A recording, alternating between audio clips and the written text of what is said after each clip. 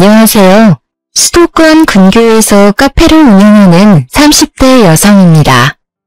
저는 나이가 같은 형님과 함께 살고 있고 카페 일도 같이 하고 있어요.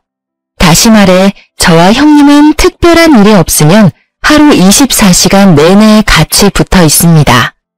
제가 이 이야기를 하면 제 지인들은 아무리 그래도 형님인데 불편하지 않냐고 묻더라고요.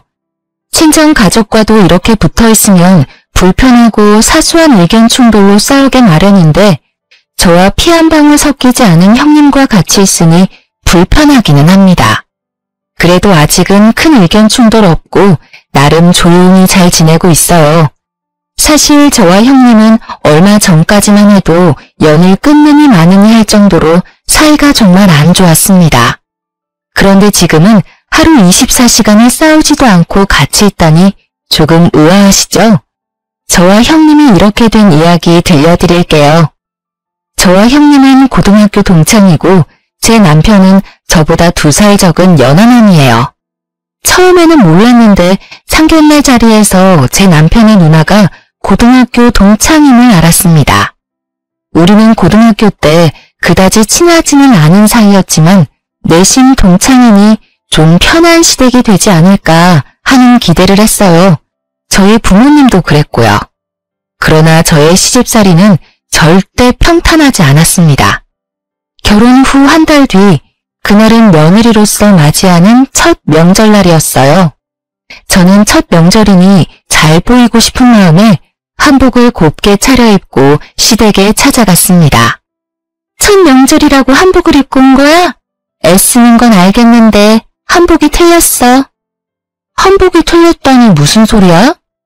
야, 이주희, 말 똑바로 못해?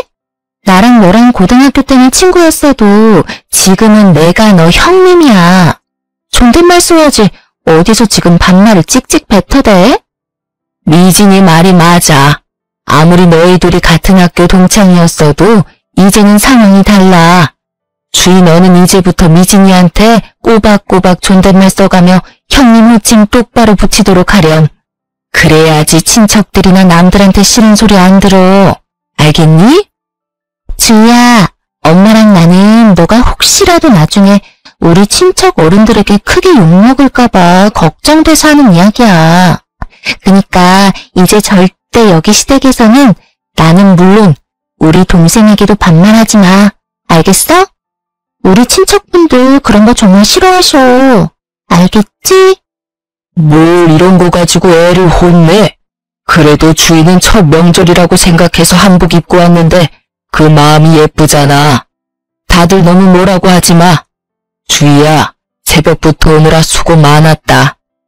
인자한 시아버지와는 다르게 시어머니는 첫 명절에 며느리의 군기라도 잡으려는지 도끼 눈을 뜨며 제 말이나 행동, 복장까지 지적하기 바빴습니다.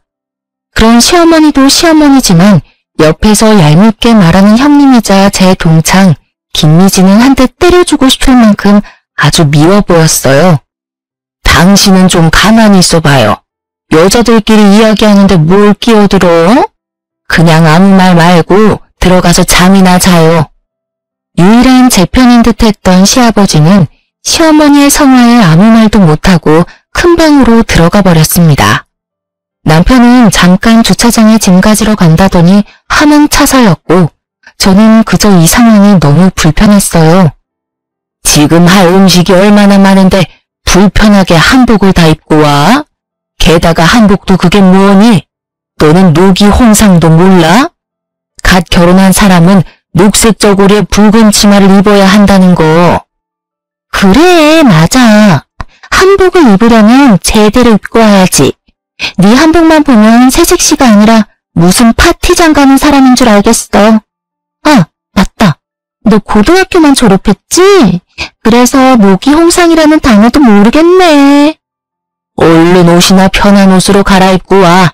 왜 시키지도 않은 짓을 해서 이렇게 사람 정신 사납게 만드는지 원. 빨리 이 옷으로 갈아입고 나와라. 할 일 많다. 시어머니는 저를 창고방으로 밀어넣으며 몸빼바지에 목이 늘어난 티셔츠를 던져주셨습니다. 저는 기껏 예쁘게 차려입고 왔는데 칭찬은커녕 구박이나 듣고 있으니 너무 속상했어요. 시어머니가 던져주신 옷으로 갈아입으며 앞으로 시댁에서 무시당하지 않고 살려면 정신 똑바로 차려야겠다고 생각했습니다. 옷을 다 갈아입고 나오니 형님이 제 앞에 천조가리를 하나 던졌어요. 자, 이거 선물. 네 몸빼바지랑 잘 어울리겠네. 이거 입고 열심히 부침개도 부치고 요리도 하고 설거지도 해. 넌 이 집의 며느리니까 당연히 그렇게 해야 하는 거 알지? 형님이 던져준 천조가리는 바로 앞치마였는데 이미 김치 국물이 여기저기 묻어 있었고 세탁도 전혀 하지 않았는지 이상한 냄새까지 났습니다. 지금 누나한테 이게 뭐하는 짓이야? 아침에 한복 입고 왔는데 그 옷은 또 뭐고? 누나? 네 누나는 나야. 어디서 지금 누나라 그래? 그냥 이 와이프 이름 부르든가 아니면 아내라고 호칭해. 너도 고졸 출신인 제 딸아 무식해지냐? 형님은 큰 목소리로 제 남편을 구박했고 그 덕에 잠깐 방에 들어가셨던 시부모님까지 다 거실로 나오셨습니다. 다들 첫 명절부터 왜 이리 소란이냐? 대체 미진이 너는 왜 주의를 그렇게 못 잡아먹어서 한다리야? 그게 아니라 미진이가 주희한테 시댁에 대한 예의를 알려주는 거지. 첫 명절에 그렇게 화려하게 꾸미고 오는 새댁이 세상 천지에 어딨어? 당신도 괜히 주위 편들지 말고 그냥 조용히 있어요.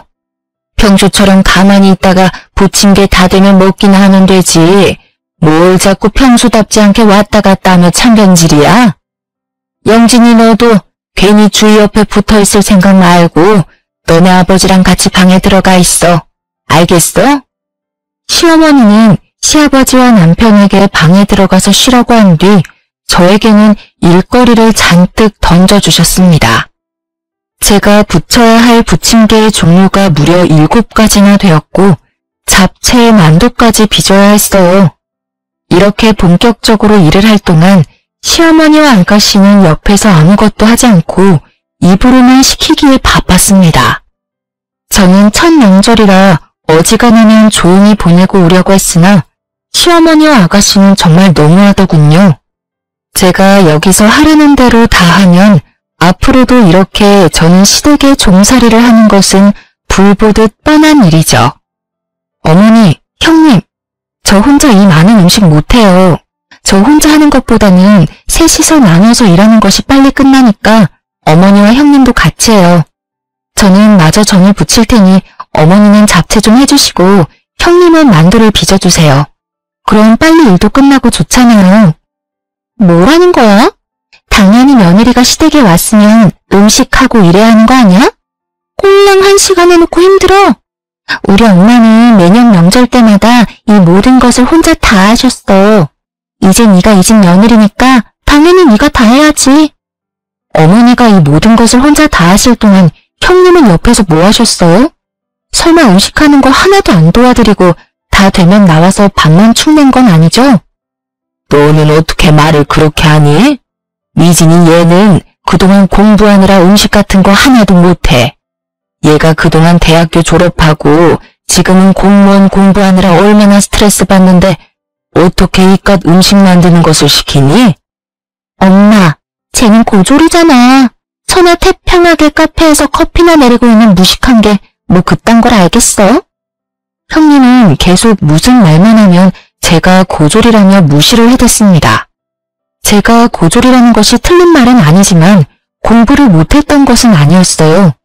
사실 고등학교 때 저는 전교 1등을 도맡아서 했고 형님은 전교 2등이었습니다. 저는 고등학교 졸업 후 대한민국 사람이라면 누구나 알만한 좋은 대학교에 입학은 했으나 대학교 입학 후 집안 형편이 어려워져서 어쩔 수 없이 중퇴했어요.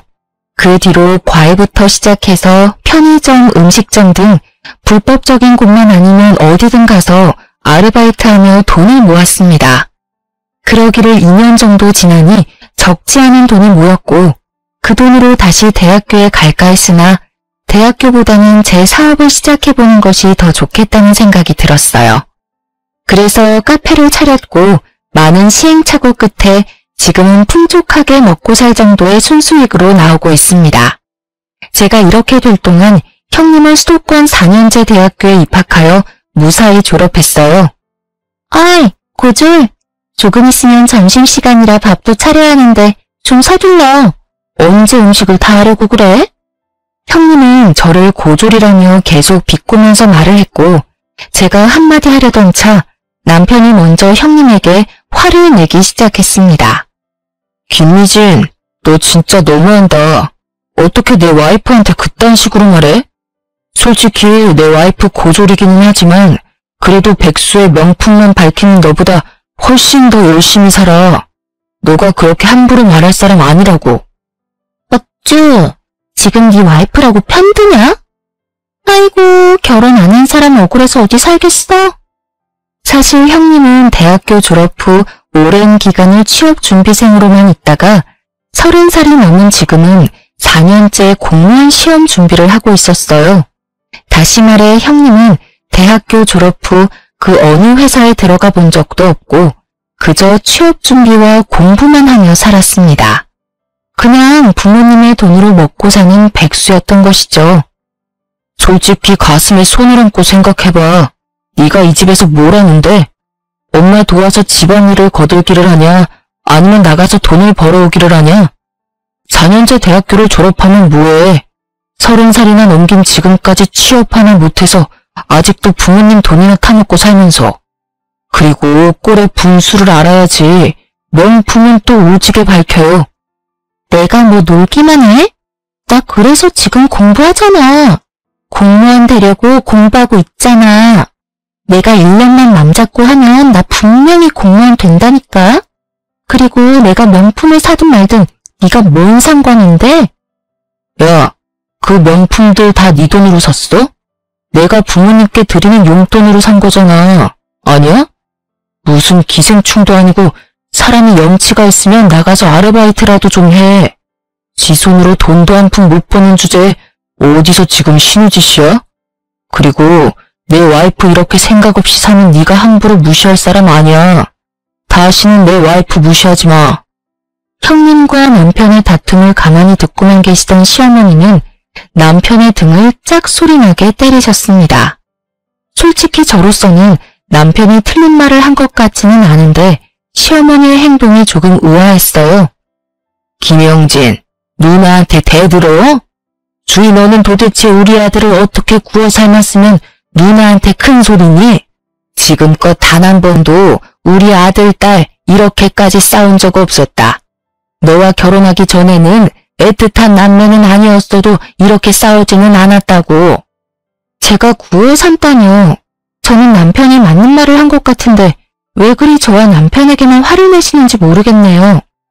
그럼 지금 영진이가 미진이한테 이렇게 대드는 게 맞는 행동이라고 생각하니? 아유, 영진이 쟤는 꼭 자기같이 맹한 년을 데리고 왔구나. 어릴 때도 공부를 지지리도 못하더니 커서도 저렇게 지 고집만 부리고 다녀요. 아유, 속 터져. 사실 남편은 어릴 때 공부하는 것을 정말 싫어했고 성적도 중하위권이었습니다.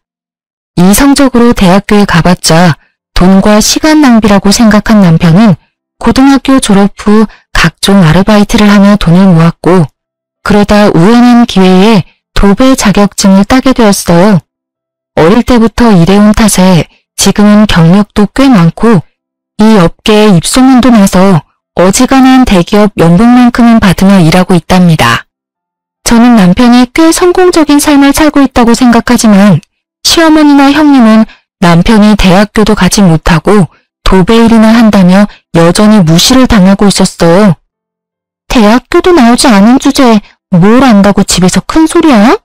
너나 네 와이프나 둘 다 멍청한 건 똑같아.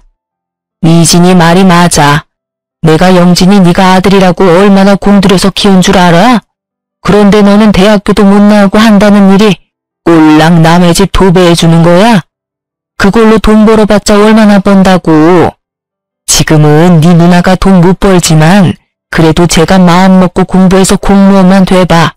그러면 아주 너보다는 100배, 1000배는 돈 더 벌걸? 그놈의 대학교. 내가 대학교는 못 나왔지만 누나처럼 엄마한테 돈 달라고 한 적 있어? 누나처럼 자기 분수도 모르고 명품만 밝히면서 부모 등골 뽑아먹은 적 있냐고. 나 정말 고등학교 졸업 이후로 단 한 번도 엄마한테 10원 한 장 받은 적 없었고 오히려 내가 꼬박꼬박 용돈 보냈어. 그런데 그 잘난 대학교까지 나온 누나는 여전히 백수야. 여전히 엄마 등쳐먹고 살면서 명품이나 밝히는 철없는 백수라고. 세상 사람들에게 물어봐. 내가 더 나은지 아니면 누나가 더 나은지. 시어머니와 남편의 대화는 점점 더 격해졌고 그 이야기를 듣고 있는 저도 화가 많이 났습니다. 사실 저도 대학교 입학은 했지만 결국엔 남편처럼 졸업은 못한 고졸이잖아요. 고졸인 남편을 무시하는 것은 꼭 저를 무시하는 것만 같았습니다. 명절이고 뭐고 다 필요 없어.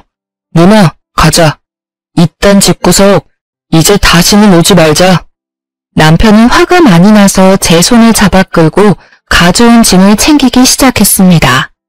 시어머니와 형님은 남편을 말리기 시작했고 시끄러운 소리에 방에서 주무시던 시아버지까지 나오셨어요. 이게 지금 뭐하는 짓이야? 기분 좋은 명절날 왜 싸움박질이나 하고 있느냐고. 누나가 왜 아직도 지 앞가림 못하고 저러고 사는지 알아요? 두 분 다 누나만 오냐오냐 해줘서 저렇게 생각 없이 자란 거예요. 이제 두 분 다 정신 좀 차리세요. 누나도 제발 정신 좀 차리고 똑바로 좀 살아.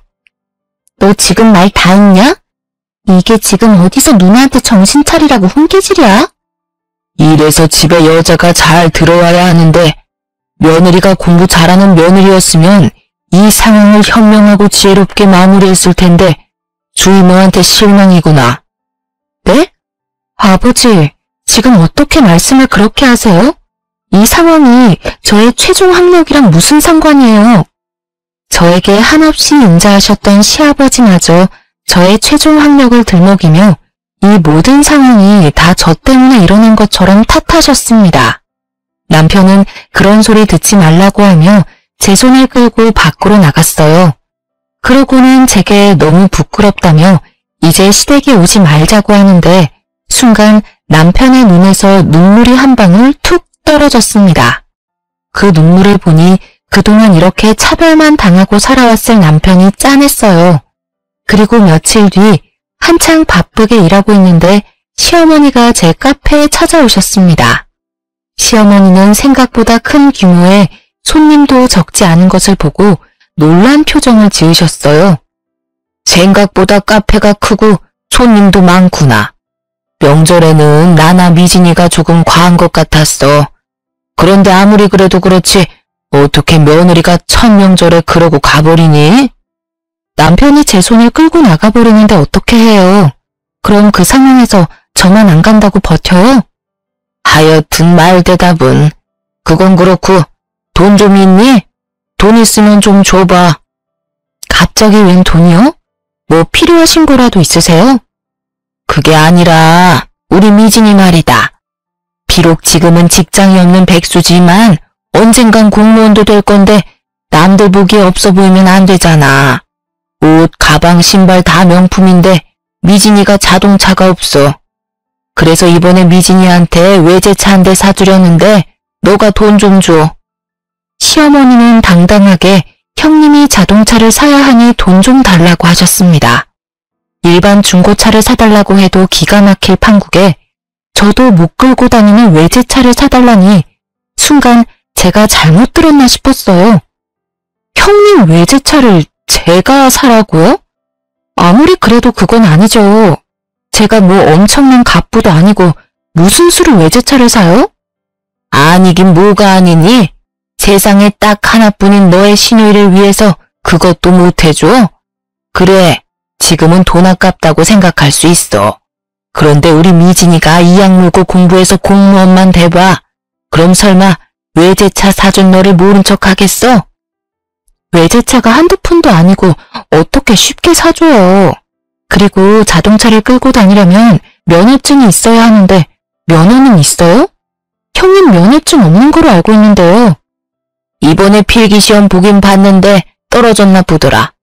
그래도 고등학교 때 전교 2등까지 한 아이니 다음엔 붙겠지. 아직 운전면허증도 없으면서 무슨 외제차예요. 그리고 저는 형님이 면허증이 있어도 그 돈 절대 못 보태요. 솔직히 우리 집 형편 너도 잘 알잖아. 우리 집에서 미진이한테 그래도 외제차 사줄 능력 되는 사람 너랑 영진이 뿐이야. 무조건 안 된다고만 하지 말고 좀 긍정적으로 생각해봐. 사람이 어쩜 그렇게 비관적이야? 대학을 안 다녀서 그런가? 아무튼 너가 돈 보태주는 걸로 알고 난 이만 가보마. 사실 시댁은 형편이 넉넉하지가 않았습니다. 시아버지는 중소기업에서 이사님 직급으로 계시고 시어머니는 결혼 후 평생을 전업주부로만 사셨어요.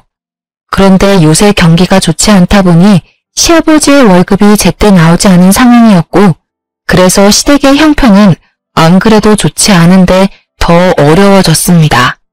저와 남편은 그나마 잘 벌어서 조금씩 생활비를 보태주고는 있으나 아무리 그래도 형님 외제차를 사달라고 하시는 어머니의 말씀은 도무지 제 상식으로는 이해가 가지 않았어요.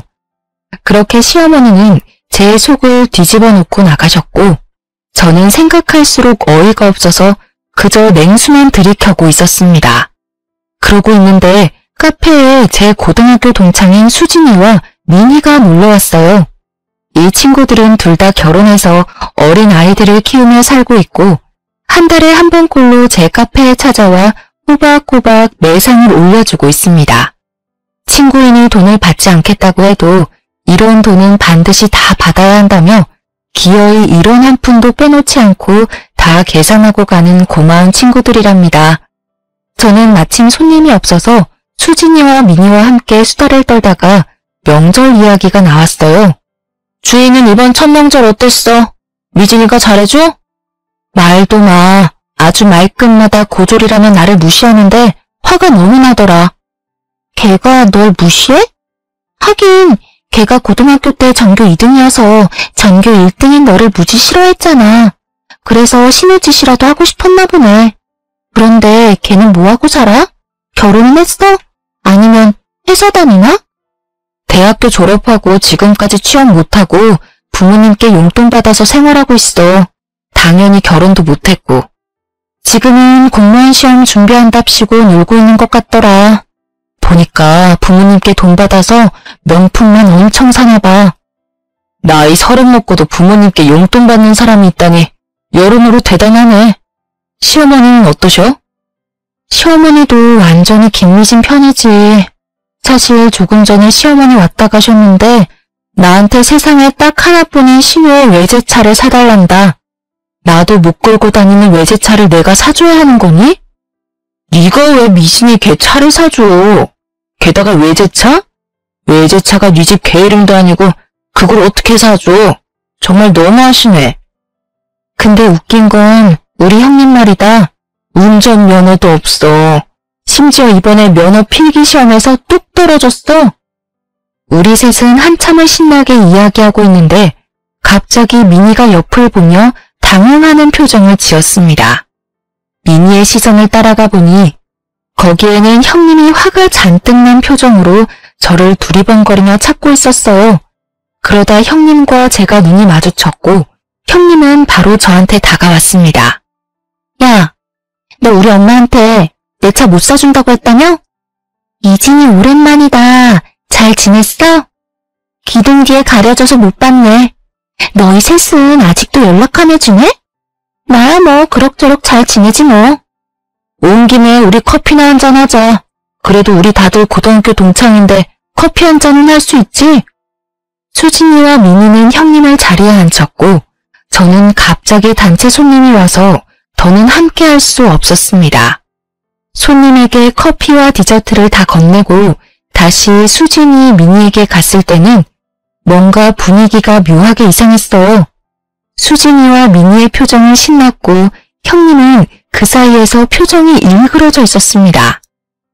내가 웃긴 얘기 하나 해줄게.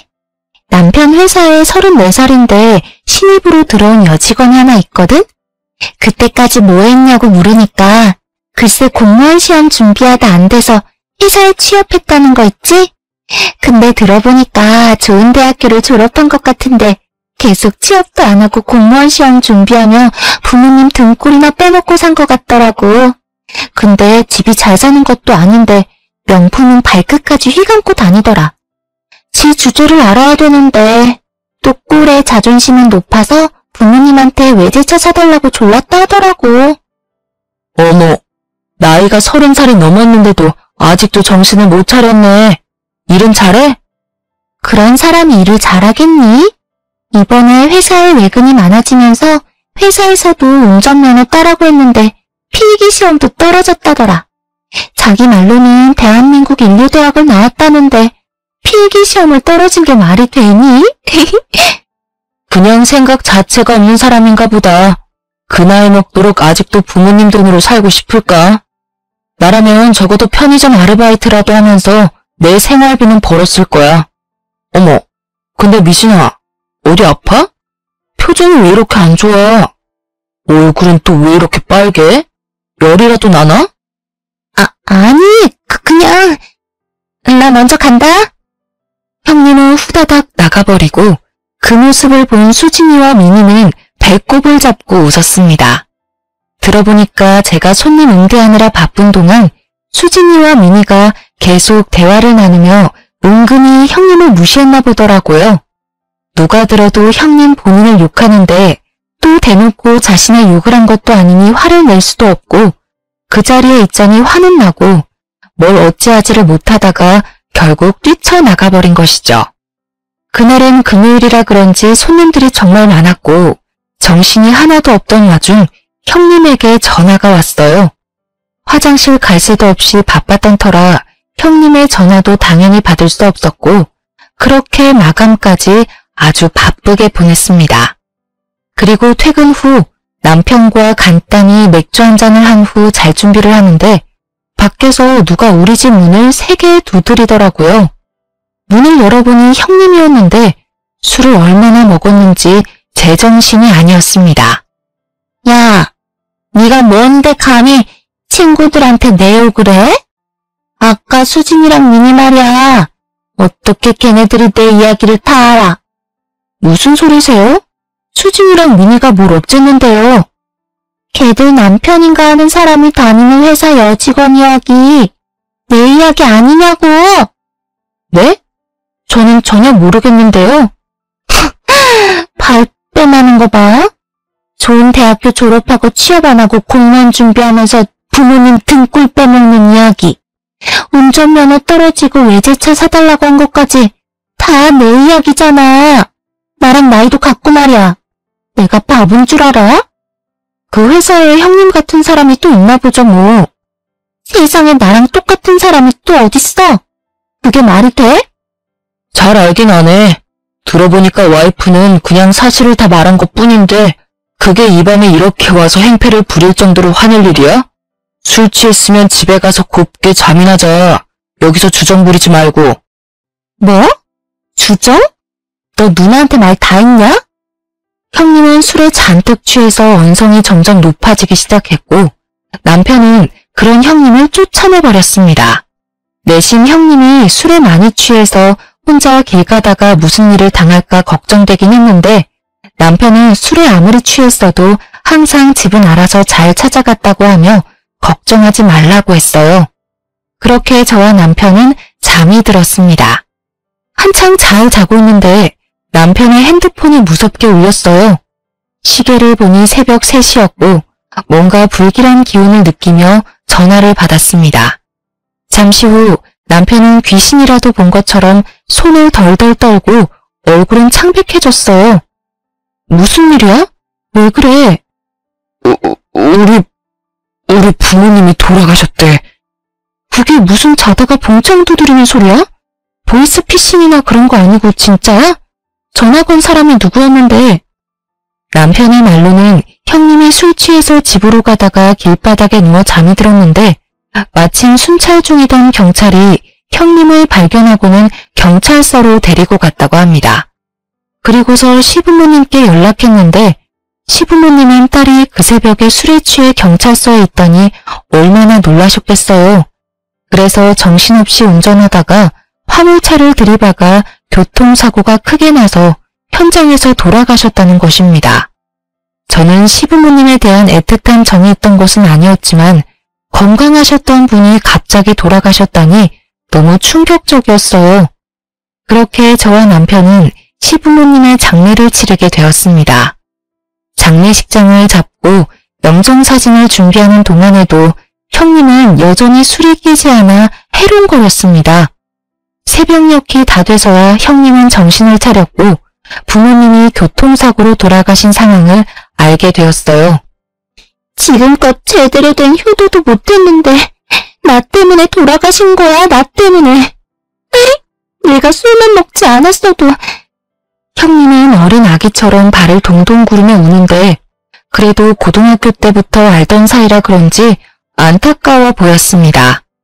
그래서 형님 옆에 앉아 형님의 어깨를 토닥였는데 형님은 저를 째려보더니 확 미는 것이 아니겠어요? 이게 다 너 때문이야. 네가 우리 엄마가 찾아갔을 때 돈 빌려준다는 소리만 했어도, 아니지, 수진, 미미 그년들한테 내 이야기만 하지 않았어도 내가 이렇게 술은 마시지 않았을 거다냐. 그럼 우리 부모님 두 분 다 이렇게 허망하게 돌아가시진 않았겠지. 형님의 어이없는 억지에 저는 기가 막혀서 말이 안 나왔습니다. 사고로 돌아가신 것을 다 제 탓을 하는데 제가 거기서 뭐라 맞받아칠 말이 하나도 생각이 나지 않더라고요. 너도 솔직히 우리 부모님 싫었지?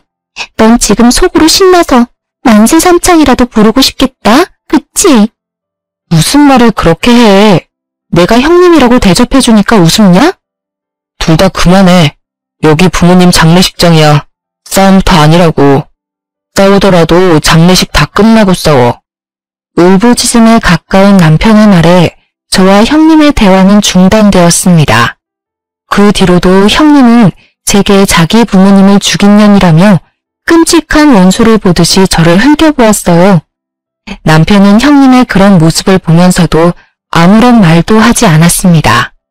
그저 부모를 잃은 상실감과 깊은 슬픔에 빠져 주변 상황 따위는 전혀 보이지 않는 듯 했어요. 저는 그런 남편을 따라 형님이 제게 어떤 소리를 하든 철저히 못 들은 척하며 손님 맞이를 했습니다. 형님은 그런 제가 더 얄미워 보였는지 더 큰 소리로 제 욕을 해대기 시작했지만 저나 남편이나 그런 형님을 무시했어요. 그렇게 슬프기도 화가 나기도 한 장례식을 무사히 마치고 집에 돌아가려는데 형님이 저를 붙잡았습니다. 야, 인사 안 해? 부모님 돌아가셨으니까 이 집의 가장 윗사람은 나야. 이제 내 말 깍듯이 잘 들으라고.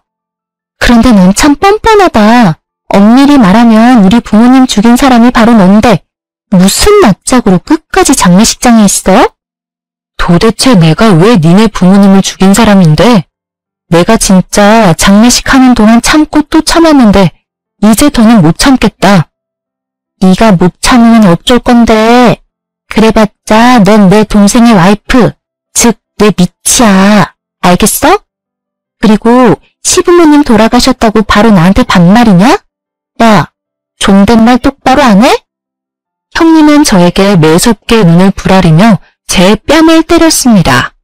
순간 장례식을 치르며 참고 참았던 제 화가 폭발하여 저도 형님의 뺨을 때렸어요. 지금 뭐하냐? 감히 네가 내 뺨을 때려? 미쳤어? 제정신이야? 왜? 너는 내 뺨 때려도 되고 난 네 뺨 때리면 안 되냐? 누나, 그만해. 내가 장례식 내내 지켜봤는데 이 인간은 그냥 사람이 아니야. 지금 부모님도 다 돌아가신 이 마당에 그동안 자기가 한 짓들을 후회해야지. 후회는커녕 왜 아무 잘못도 없는 남 탓을 해. 나 이제 친누나 없고 형제 하나도 없다고 생각하며 살 테니까 누나도 괜히 사람 같지도 않은 저 인간 때문에 스트레스 받지 마. 야, 니랑 전에는 이혼 도장 찍으면 남남이지만 너랑 나는 피가 섞인 남매야. 가족이라고. 그런데 어떻게 네가 그딴 식으로 말해? 가족도 가족다워야지. 네가 그러고도 인간이냐? 그렇게 부모님 등골 쭉쭉 빼먹고 항상 자기 탓은 안 하고 남 탓만 하고 살지. 어디 한번 계속 그렇게 기생충처럼 살아봐. 어디 얼마나 잘 먹고 잘 사나 내가 두고 볼게. 아니다. 그냥 알아서 잘 살아. 이제부터 우리는 남남이야. 알겠어? 이제 누나가 죽든 말든 신경 안 쓸 테니까 누나도 다시는 나한테 연락하지 마. 남편은 장례식 내내 참아왔던 분노를 터뜨리고는 다시는 보지 않겠다 다짐을 하고 집으로 돌아왔습니다. 그렇게 한 달 뒤 카페에서 일하고 있는데 형님이 제 카페에 찾아왔어요. 순간 장례식장에서의 일이 생각나 확 쫓아내버릴까도 생각했지만 무슨 말을 하러 왔나 궁금해서 일단 들어오라고 했습니다. 카페는 여전히 잘 되네. 내가 부탁을 좀 하나 하려고 하는데 요새 내가 취업 준비하느라 조금 바쁘거든? 네, 형님도 이제 공부해도 안 되는 공무원 말고 취업 준비하셔야죠. 잘 생각하셨어요. 말 얄밉게 하는 건 여전하네. 그런데 면접 보러 가려면 정장도 필요하고 어울리는 구두도 있어야 하는데 지금 돈이 없어. 사실 부모님이 주신 돈 다 써버렸거든. 부모님이 뭐 보험에 들어놨던 것도 아니고 말이야. 설마 그래서 제게 돈을 달라고 오신 건 아니죠? 나도 양심이 있고 염치가 있어. 날 뭘로 보고. 그냥 내가 정식으로 취업하기 전까지만 여기 카페에서 일하게 해줘. 상황을 보아하니 항상 돈을 주시던 시부모님이 돌아가시니 형님은 경제적으로 힘들었고 그래서 제게 도움을 요청하러 온 것 같았습니다. 그런데 형님의 표정은 여전히 당당했고 기고만장했어요. 형님, 그런데 저는 지금 있는 직원으로도 충분해서 더는 사람을 고용할 계획이 없는데요. 뭐 정 급하시면 최저 시급 받으며 설거지나 주방 청소는 어때요? 그거라도 하실 수 있겠어요? 뭐? 설거지나 주방 청소? 날 뭘로 보고 그런 일을 시켜? 내가 이 나이 먹고 그런 일을 어떻게 해? 나 이래봬도 대한민국 국민이라면 다 아는 대학교 나온 여자야. 난 최저 시급 받으면서 그런 일 못해. 못하시겠으면 가서 다른 일 알아보시던가요. 저는 굳이 사람이 필요하지 않아요. 형님은 씩씩대면서 카페를 나갔고 저는 그러든 말든 신경 쓰지 않았습니다. 그런데 다음날 형님이 다시 카페에 찾아왔습니다. 어제도 오셨는데 오늘은 또 무슨 일이세요? 어제 네가 그랬지? 설거지에 주방 청소 아르바이트 시켜줄 수 있다고. 뭐 여기서 돈 벌어봤자 코딱지만큼이겠지만 그래도 한번 그 일이라도 해볼게. 요새 경기가 어려워져서 그런가 아르바이트 자리가 어쩜 이렇게 하나도 없는지. 당분간 그 일이나 좀 하지 뭐. 그래도 되지? 형님은 어제 계속 아르바이트를 구하려 했지만 생각보다 쉽지 않았는지 다시 제 카페에 찾아와 일을 해보겠다고 했습니다. 솔직히 형님이 못 믿어왔지만 그래도 고등학교 때부터 알던 사이였기에 속는 셈 치고 한번 일을 맡겨보기로 했어요. 그렇게 2시간이나 지났으려나요? 손님들은 밀어닥치는데 컵이며 접시가 하나도 없는 것입니다. 혹시나 하는 마음에 주방에 가보니 설거지를 하고 있어야 할 형님이 보이지 않았어요. 화장실에도 매장에도 그 어디에도 보이지 않아 형님에게 전화를 걸었습니다. 야, 나 몸살 난 것 같아. 설거지 못하겠어. 몸살? 고작 2시간 일하고 몸살? 하긴 나이 34살 먹도록 아르바이트 한번 제대로 해보지 않은 네가 뭘 할 수 있겠니? 솔직히 형님이 일을 잘할 것이라고는 애초에 기대도 하지 않았지만 그래도 저는 하루는 버틸 줄 알았습니다. 그런데 하루는커녕 고작 2시간 하고 도망을 갔다니 좀 어이가 없었어요. 고작 2시간이라니 내 생에 그렇게 힘든 일은 처음이다. 그리고 말이야 설거지하면서 생각해보니까 내가 이래봬도 대한민국에서 알아주는 4년제 대학교 나온 여자잖아. 그럼 내가 고작 최저시급 받으면서 설거지나 한다는 게 어디 말이 되니? 그래서 내가 관둔 거야. 내가 때려치운 거라고. 야, 내가 정말 너 고등학교 동창이기도 하고 너보다 사회생활을 더 많이 한 사람으로서 충고 한마디 하는데 인생 그따위로 살지 마. 야, 꼰대냐? 그깟 아르바이트 좀 더 많이 해봤다고 어디서 나를 가르치려 그래? 내가 너보다 더 윗사람인 거 잊었어? 윗사람이면 윗사람처럼 행동해, 김미진. 이제 이 세상에 너의 어리광 받아주고 너가 필요할 때마다 돈 주시던 너의 부모님 안 계셔. 이 세상에 너를 쉽게 받아줄 사람 아무도 없다고. 너도 이제 정신 좀 차리고 똑바로 좀 살아. 알겠어? 야, 어디서 고졸 주제에 나를 가르치려 그래. 대학교 졸업장도 없는 주제에. 그깟 대학교 졸업장이 뭐가 그리 중요하다고. 뭐 있으면 없는 것보다는 낫겠지.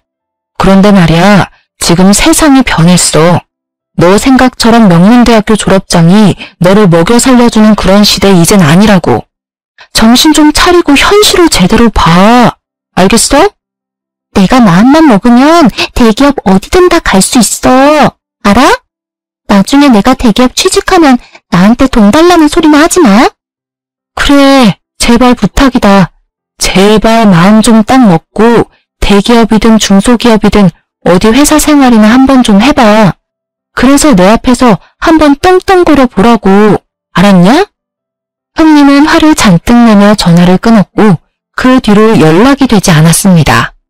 엄밀히 말하면 저나 남편이나 굳이 형님에게 연락하지 않았어요. 솔직히 남편도 그동안 고졸에 도배일이나 한다며 형님한테 하도 무시당하고 살아서 남편도 형님에 대한 애틋한 감정 따위는 없었거든요. 그 뒤로 석 달이 지났습니다. 카페는 여전히 잘 되고 있었고 특히 그날은 개업 이래로 최대의 매출을 찍은 날이라 뿌듯하고 즐거운 마음으로 가게를 정리하고 있었어요. 영업이 다 끝났는데 누군가가 거짓골로 가게 문을 열고 들어왔습니다. 자세히 보니 형님이었어요. 주희야, 제발 나 좀 살려줘. 너무 배도 고프고 당장 잠잘 곳도 없어. 형님은 저를 보더니 대뜸 무릎을 꿇으면서 엉엉 울기 시작했습니다. 무슨 일인가 싶어 사연을 들어보니 지난 3개월간 회사에 가기 위해 이력서를 많이 냈지만 단 한 번도 면접 보러 오라는 연락조차 받지 못했다고 해요. 아르바이트라도 해보려고 했지만 평생 일 한 번 제대로 해보지 않은 사람이 무엇을 할 수 있겠나요? 당연히 갈 때마다 혼만 잔뜩 나다 쫓겨났다고 합니다. 당장 먹고 살 방법이 없어져서 집도 다 팔고 부모님의 돈으로 샀던 명품 가방도 다 팔고 찜질방을 전전하며 살았다고 해요. 그래서 말인데 나 오늘 너네 집에 가서 자면 안 될까? 정말 이제는 밖에서 노숙해야 할 판이야. 아무것도 없다고. 형님은 애처로운 눈빛으로 제게 부탁을 했지만 그동안 형님이 저를 무시했으니까 솔직히 같이 집에 가기 싫었어요. 남편에게 전화해서 물어보니 남편 역시 절대 안 된다고 하더군요.